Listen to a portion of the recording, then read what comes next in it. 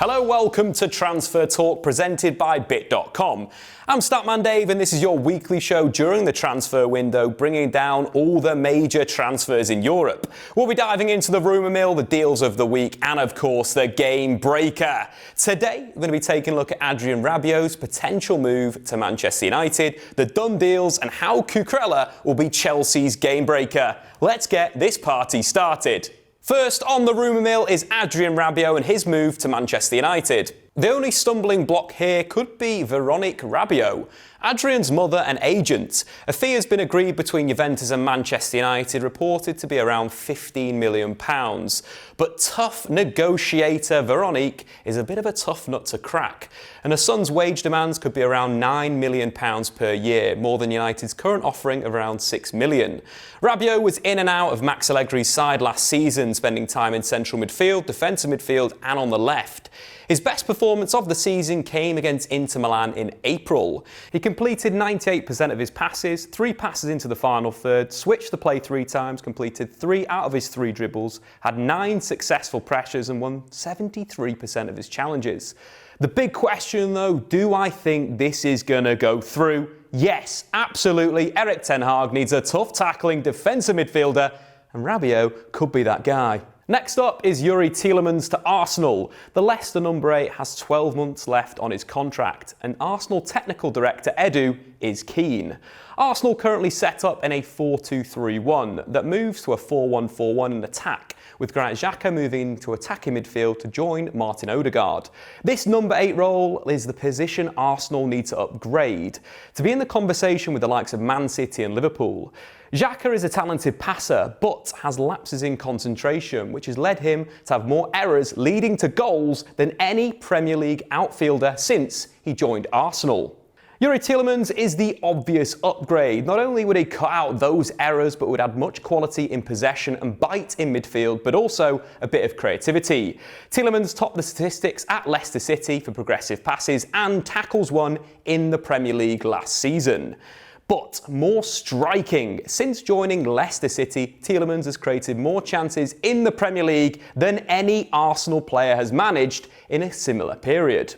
Will this transfer work? Absolutely, but will it happen this summer? Not for me. Arsenal's director of football, Edu, has proven himself to be a shrewd operator, and I believe that he'll wait till next summer, picking Tielemans up on a free transfer.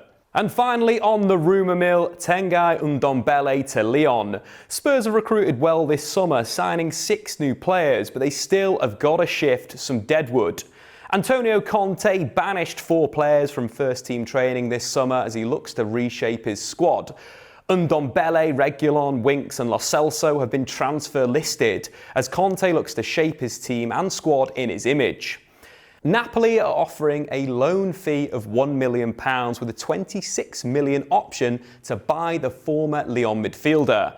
Ndombele was signed in 2019 for £55 million, but has failed to live up to expectations. He's been cast aside by each of Spurs' managers, Pochettino, Mourinho and now Conte. The 25-year-old midfielder was regarded as one of the top talents in Europe before his move to White Hart Lane. Statistically, he ranked in the top 5% of midfielders in Europe per 90 for progressive passes, assists, progressive carrying distance, through balls and of course nutmegs. Do I think this will happen? Yes. It works for Spurs, it works for Napoli. Right, it's now that time in the show to go through all the deals of the week so we can catch you up with all the goings on in the transfer window. First up, Alexis Sanchez has left Inter Milan on a free transfer and has signed for Marseille in Ligue 1. The former Arsenal and Manchester United attacker has the potential to absolutely rip up Liga with his dynamic dribbling and attacking interplay. Next, Emmanuel is back in the Premier League with Nottingham Forest. The Nigerian international joins Forest for £20 million after spending last season in the Premier League with Watford, where he scored 10 goals and registered 6 assists but was unable to save the Hornets from the drop. Next up, Filip Kostich, heavily linked with a move to Premier League side West Ham United. The former Eintracht Frankfurt wing-back has signed for Juventus for just over 10 million. Max Allegri's side is in need of some creativity, and down the left, Kostich can be their man. Only Lionel Messi and Thomas Muller registered more assists than Kostich in Europe's top 5 leagues during the last 4 seasons. Flying through, Gonçalo Guedes follows a common route to the Premier League for Portuguese players and signs for Wolves for £27 million. Wolverhampton Wanderers have become a bit of a hotbed for Portuguese talent since Jorge Mendes has been involved with their recruitment. Guedes comes with pedigree, having signed for PSG earlier on in his career. And next up, we're going to talk a little bit about Everton. Amadou Onana and Conor Cody have joined Everton from Lille and Wolves respectively. Onana is a modern-day two-way midfielder, capable of breaking up play and carrying the ball through midfield. He won 3.5 tackles in Liga last season, ranking himself in the top 5% of midfielders in Europe. Conor Cody will add leadership and switches out of the back, but could really shore up Everton's leaky defence. Now off to the Bundesliga. Timo Werner is back in Leipzig. The German international has returned to RB Leipzig. The club's record scorer didn't really fit into Thomas Tuchel's style, but played a key role in Chelsea's European Cup win. He was directly involved in more goals in the Champions League since joining the club than any other player. Brother Timo is back in the Bundesliga. Back to England, Manchester City have brought left-back Sergio Gomez from Anderlecht. The under-21 Spain international has the potential to be the next João Cancelo. In the Belgian Pro League last season, he scored 7 goals and registered 11 assists, mainly playing as a left-back, but also had minutes at right-back, left wing and right wing. And finally, Matheus Nunes. No, not to Man City, Liverpool or Manchester United, but to Wolves. Another Portuguese, dynamic dribbling box-to-box midfielder. He's completed 3 dribbles per game, created 2 chances and won the ball back through tackles and interceptions 2.5 times already this season. He's going to be a massive player for Wolves, but could cost up to £50 million. Right, now on Transfer Talk, it's time for the Game Breaker, brought to you by Bit.com. We're going to be looking at Cucurella, how he's going to fit into Thomas Tuchel's side, tactically what he's going to bring, and we're also going to be dropping a few statistics. Let's dive in. Right, it's time to talk tactics. Chelsea under Thomas Tuchel have lined mainly up in a 3-4-3. The key parts of the system, of course, are the 3 forwards. We've seen Sterling join this season, who's been operated as a false 9, but could also operate in the wide areas, either wide right or wide left, with Kai Havertz playing through the middle. But the most important thing for Chelsea's system is their wing-backs. They are the guys that get goals and assists. If you look at the numbers for Reece James last season, he was the best for a defender. If you breaking it down per 90. But also Ben Chilwell had a really good ability to arrive in the penalty area and finish off moves. As Chelsea's shape moves in the final third, we see Mason Mount narrow. Havertz will join Sterling on that last line, but the wing-backs providing that width in the final third, really overloading the opposition's shape. If Chelsea attack down the left-hand side, Reece James will be on the back post to finish things off if they're playing against the back 4. Really key components. Another key side to Chelsea's team from last season was Antonio Rudiger's ability to progress the play, to either carry out of the back, drive into midfield, or to combine with midfielders and look to pop a 1-2, and even get shots away and score goals. They've lost him, he's gone to Real Madrid. Koulibaly's come in and played really well as a left centre-back, but I think Cucurella could change things even further. First up, let's take the basic case of Cucurella coming in as a bit of a wing-back for Chelsea. Again, Ben Chilwell is still finding his form and fitness. And it will be eased if Cucurella can come in and provide that role for them. We've already seen him commit a lot of damage down the left-hand side for Brighton in that position, and before playing for Getafe in a bit of a 4-4-2 shape. So let's take a look at the system right now. Koulibaly's still a left centre-back. He can still provide that ball-playing option into midfield. We know that he's got a great relationship with Jorginho following his time at Napoli together, but now at Chelsea. So that's definitely one option. But also Cucurella has already shown to have a good relationship with Mason Mount. Chelsea this season are a little bit more adaptable in the sense that, there is the 3 forwards, but they can move around and actually could become a 3-man midfield for Chelsea, with Mason Mount dropping into a central midfield area, allowing Havertz to play higher with Sterling. Why Cucurella is really important in this shape and system is because he's fantastic on the ball, very good at finding passes in between the lines. Graham Potter is a fantastic coach and he's learned well at Brighton. So if we're talking Chelsea building out from the back and we're looking to pin the opposition's defence with 2 forwards, we've got our free player on number 10 in between the lines.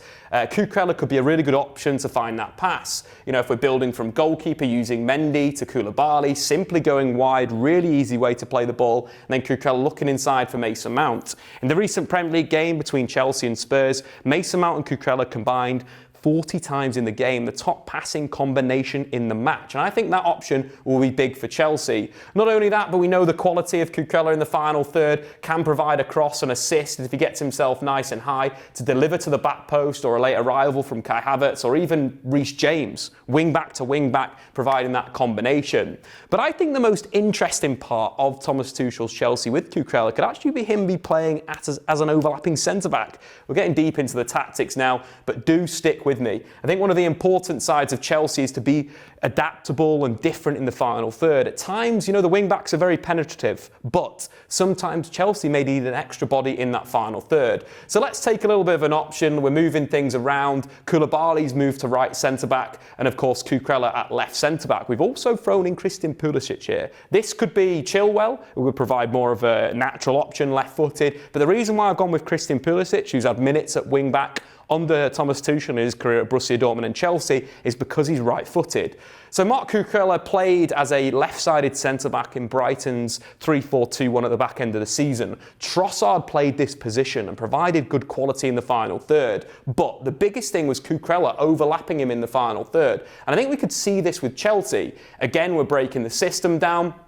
Sterling as the false nine, or let's actually take Havertz as the false nine in this instance. Sterling's going to be the goal scorer on the right. Mason Mount will operate as a number 10. Of course, Reece James is going to be playing as the wing back in the final third, providing the width and the quality to cross the ball. But with the right footer on this left-hand side, what we naturally see with players that play that position, you're thinking a Cristiano Ronaldo, you know, a human Son, is they're going to cut in onto that stronger right foot with the ball at their feet. What this will allow Chelsea to do is play two wing-backs, a front three, but now have Cucurella joining that attack on the overlap. Not only that, but again, we get that ball-playing option where Cucurella can find those passes into the feet of a Pulisic, of a Mason Mount from centre-back, could even use his ability to switch the play to Reece James. All great options. But I think the biggest thing here is providing that option in the final third, providing that overlapping run that when Chelsea are building, when they've got the ball in the final third, committing another body. So no longer are Chelsea attacking with 5 players, they're now attacking with 6, and they've got bodies in the box. One of the biggest things I think Thomas Tuchel needs to fix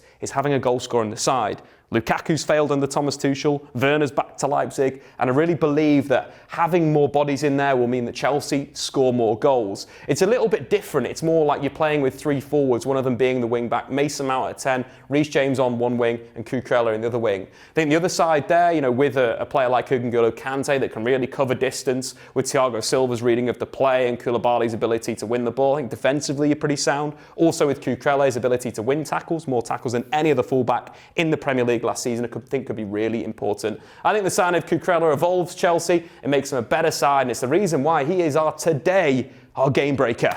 But thanks for watching, guys. If you want to check out more content, check all the stuff on the OneFootball YouTube channel. And of course, we'll be back next week with some more transfer talk brought to you by the guys at bit.com. See you later.